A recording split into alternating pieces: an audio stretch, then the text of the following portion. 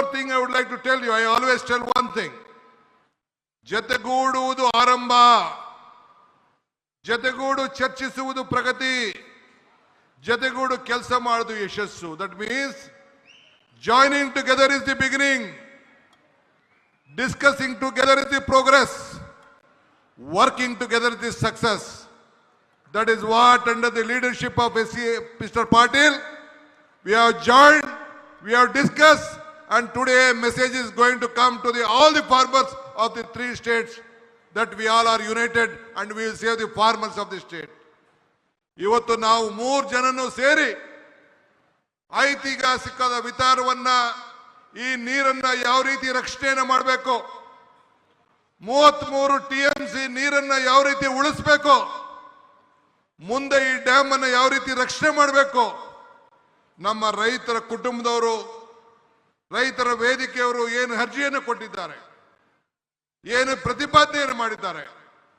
Navali dam ಇರ್ಬೋದು, ಈ ನೀರನ್ನು ಉಳಿಸ್ಲಿಕ್ಕೆ ಹೂಳು ತೆಗೆಯುವಂತ ವಿಚಾರ ಇರ್ಬೋದು, ಯಾವುದೇ ವಿಚಾರ ಆಗಿರ್ಬೋದು, ಇದ್ರ ಬಗ್ಗೆ ವ್ಯಾಪಕವಾಗಿ ಚರ್ಚೆಯನ್ನು ಮಾಡಿ ನಾವೆಲ್ಲರೂ ಸೇರಿ ಒಮ್ಮತದ ಅಭಿಪ್ರಾಯಕ್ಕೆ ರೈತರನ್ನ ರಕ್ಷಣೆ ಮಾಡಲಿಕ್ಕೆ ಇವತ್ತು ನಾವು ಬಂದಿದ್ದೇವೆ. ಅದನ್ನ ನಮ್ಮ ಕೇಂದ್ರ ಮಂತ್ರಿಗಳು, our honorable central minister will announce the decision taken with all of us.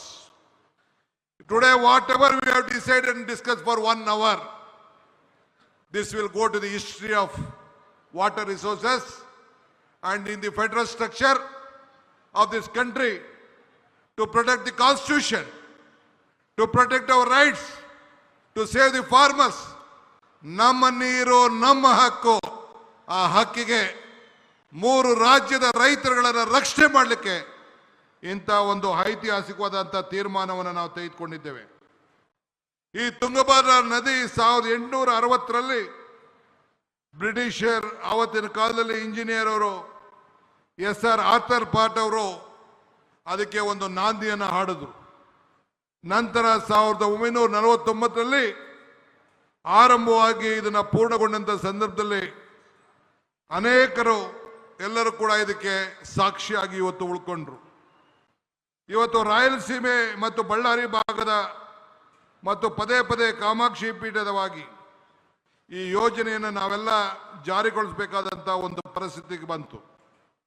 ಇವತ್ತು 3 ರಾಜ್ಯಗಳ ಅನೇಕ ನೀರಾವರಿ ಸಮಸ್ಯೆಗಳನ್ನ, ಕೃಷ್ಣ, ಕಾವೇರಿ, ಗೋದಾವರಿ ಇವೆಲ್ಲ ನದಿಗಳನ್ನ ಯಾವ ರೀತಿ ಒಮ್ಮತವಾಗಿ ನಾವೆಲ್ಲ ಜೋಡಣೆ ಮಾಡಬೇಕು, ಯಾವ ರೀತಿ ರೈತರನ್ನು ಬದುಕಿಸಬೇಕು, ಈ 3 ರಾಜ್ಯಗಳ ಸಮಸ್ಯೆಯನ್ನು ಒಟ್ಟಾಗಿ ತೆಗೆದುಕೊಂಡು ಹೋಗಬೇಕು, ಆ ಕೆಲಸವನ್ನ ಮಾಡಲಿಕ್ಕೆ ಈ ಒಂದು ಐತಿಹಾಸಿಕವಾದಂಥ ದಿನ ಇವತ್ತು ಸಾಕ್ಷಿಯಾಗಿದೆ. ನಾನೀಗಾಗಲೇ ಹೇಳ್ದಂಗೆ ದೇವರು ನಮಗೆ ಕೊಟ್ಟಿರೋದು 2 ಆಯ್ಕೆ, ಒಂದು ಕೊಟ್ಟೋಗೋದು, ಒಂದು ಬಿಟ್ಟೋಗೋದು. ಹಂಗೆ ಇವತ್ತು ನಾನು ಹಿಂದೆ ಅನೇಕ ಸಂದರ್ಭದಲ್ಲಿ ಒಂದು ಮಾತು ಹೇಳ್ತಾ ಇರ್ತೇನೆ, ದೇವರು ವರನೂ ಕೊಡೋದಿಲ್ಲ, ಶಾಪನೂ ಕೊಡೋದಿಲ್ಲ, ಅವಕಾಶ ಮಾತ್ರ ಕೊಡ್ತಾನೆ ಅಂತೇಳಿ. ಹಂಗೆ ಈ ಬದುಕಿನಲ್ಲಿ ಹೆಜ್ಜೆಯ ಗುರುತುಗಳನ್ನು ಉಳಿಸುವಾಗಲು, ಸಾಕ್ಷಿ ಗುಡ್ಡೆಗಳನ್ನು ನಿರ್ಮಾಣ ಮಾಡಲು ಈ ಕೊಟ್ಟಂತ ಅವಕಾಶದಲ್ಲಿ ಖಂಡಿತ ನಾವು ನಿಮ್ಮ ಸೇವೆಯನ್ನು ಮಾಡಲಿಕ್ಕೆ ಪ್ರಯತ್ನವನ್ನು ಮಾಡ್ತಾ ಇದ್ದೇವೆ. ನಾನು ಈ ರಾಜ್ಯದ ಮುಖ್ಯಮಂತ್ರಿಯಾಗಿ ಇದು ನನ್ನ 2ನೇ ಕಾರ್ಯಕ್ರಮ, ಸಾರ್ವಜನಿಕ ಕಾರ್ಯಕ್ರಮ. ಒಂದು ನಮ್ಮ ಹೆಲ್ತ್ ಡಿಪಾರ್ಟ್ಮೆಂಟ್ ಯೂನಿವರ್ಸಿಟಿಯ